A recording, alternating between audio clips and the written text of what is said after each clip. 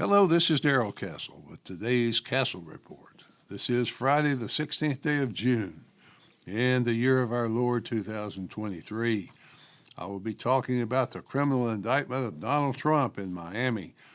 Earlier this week, I wish I didn't have to talk about it, but I do because it happened and because it is the most important story of this week primarily.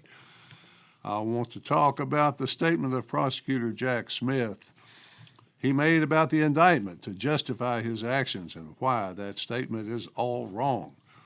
I'm going to approach this story differently from the Soros prosecution because it is a federal prosecution and the real issue is what is happening to our country, what this means for our country because of the obvious weaponization of the Department of Justice to attack a political opponent. When I was in law school, I was taught that it is highly unethical in a disciplinary offense for a lawyer in a civil case to threaten a criminal prosecution, criminal charges, to intimidate his opponent, thus sweetening his civil amount. Here we have a case where the entire power of the politicians, bureaucrats, other apparatchiks of the deep state could not win fairly at the polls, so they decided to use their immense power in a criminal way.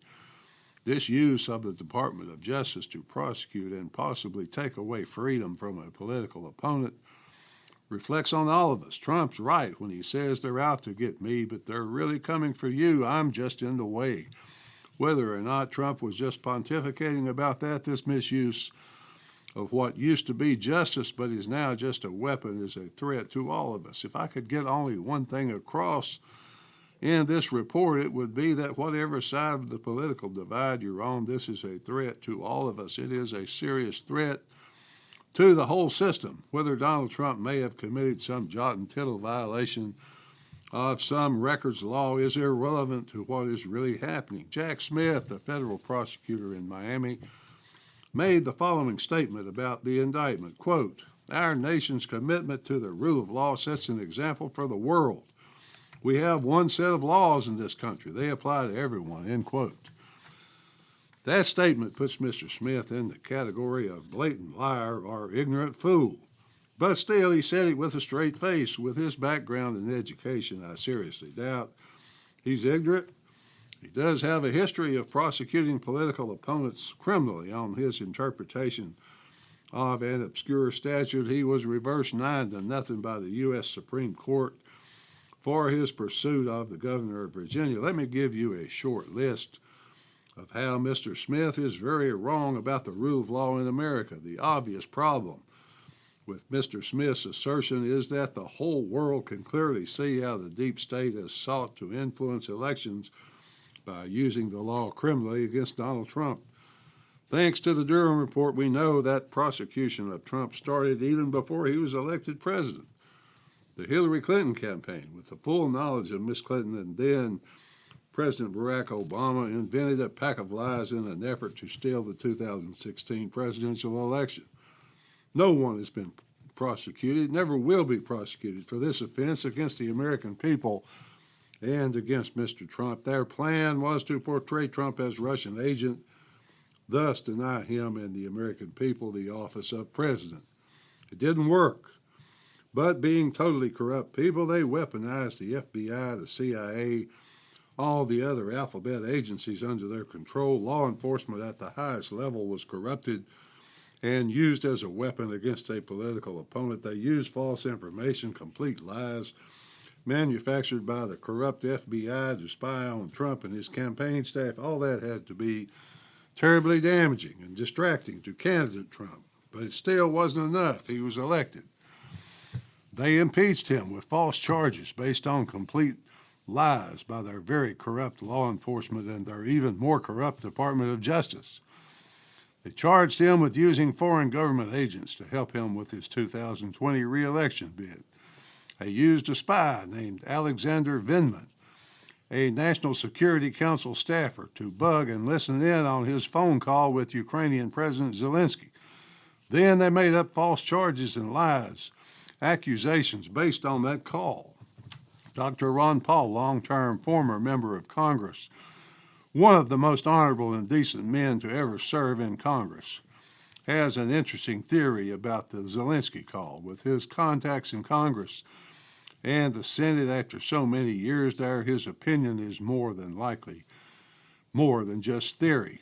Quote, Democrats were furious that Trump was less than enthusiastic about their plans to use Ukraine as a proxy to go to war with Russia. Vindman, though an active duty U.S. military officer, was of Ukrainian background and was loyal to the country of his origin rather than the country of his citizenship. He also openly defied the military chain of command and his commander-in-chief, Trump's lack of enthusiasm for their Project Ukraine infuriated Vindman, and he sought his revenge against the U.S. president, end quote. They didn't stop there, not just because that didn't totally work either. They sent the FBI to infiltrate and incite the January 6th insurrection. Then brought impeachment charges against him for that. The January 6th incident has all the earmarks of a false flag action, but the result has been the holding of hundreds of political prisoners in solitary confinement under false accusations that they tried to overthrow the U.S. government. Many of those prisoners have now been sentenced to long terms in prison by the totally corrupt Washington, D.C. U.S. Department of Injustice and its prosecutors and juries. Despite all this, despite all they've done to him, he was still growing in popularity as poll numbers increased with each new corrupt prosecution. He got stronger. His supporters grew more and more angry. So right at this moment, poll numbers indicate that Joe Biden is so unpopular that Trump would easily defeat him in a fair election. That just can't be allowed to happen. So the weaponized, corrupt U.S. Department of Justice obtained a criminal indictment against him after the totally corrupt FBI raided his home to gather documents. The arraignment of former President Donald Trump, as well as his motorcade to the courthouse, came off without incident, despite dire warnings from the hideously corrupt and controlled U.S. media that perhaps 1 million people would protest. There was no, quote, insurrection in Miami. I guess I can only surmise the FBI was so busy fabricating evidence against him that it had no agent provocateurs to send in time to instigate a rebellion. Could all this, we're going to get him one way or another, coming at this exact time, have another, perhaps even more sinister motive? You have probably heard that the House Oversight Committee is investigating allegations of corruption in the Biden administration now and when he was vice president under President Obama. It seems that in exchange for canceling the vote to hold FBI Director Christopher Wray in contempt of Congress, a credible FBI confidential informant leaked information to Congress about bribes paid to the Bidens from Ukraine. Mr. Wray should have been held in contempt. He should have been sentenced to jail just as Steve Bannon was when he worked for Donald Trump. But there goes that pesky two-sided law again. The documents reportedly revealed that the Bidens each got $5 million in 2015 and 16, the money paid to Hunter and Joe for Joe's influence in getting a Ukrainian prosecutor fired. Joe later bragged on video to the Council on Foreign Relations, which I believe is still available on YouTube, that he withheld $1 billion in U.S. aid to Ukraine until the prosecutor was fired. Mr. Poroshenko was then president of Ukraine, and he eventually fired prosecutor Viktor Shokin.